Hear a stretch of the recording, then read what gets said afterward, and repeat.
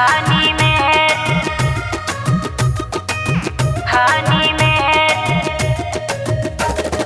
मार ली हम मजा खरी हानि में।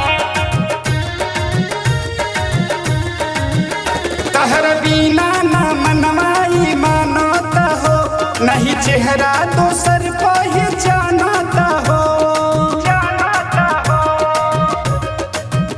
तहर बिना ना मनवाई मानता हो, नहीं चेहरा दोसर पहचानता हो। बोला कबल सकैबो जवानी में। 3 बजे भोरवा में धके राजा कोरवा में मार ली हम मजा खरी हानि में। राजा मार ली हम मजा खरी हानि में।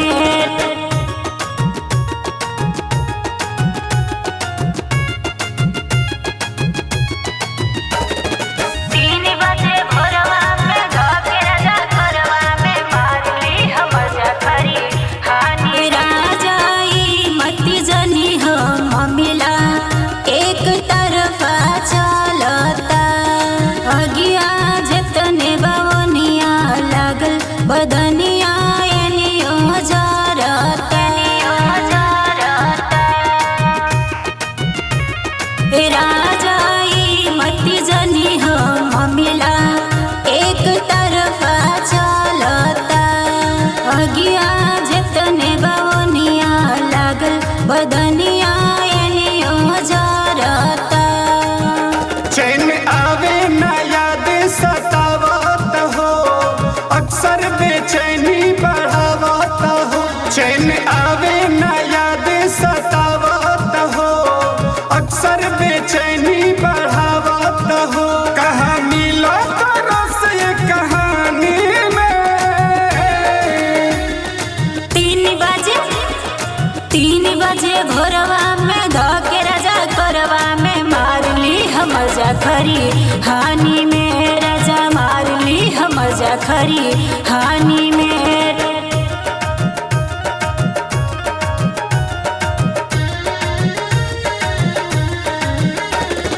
शेर तुझे तने बड़ भुखाइल शेरनिया भुखाइल बिया हो। हे राजऊ प्रेम मिलन के खातिर बाउराइल बिया हो। शेर तुझे तने बड़ भुखाइल शेरनिया भुखाइल बिया हो।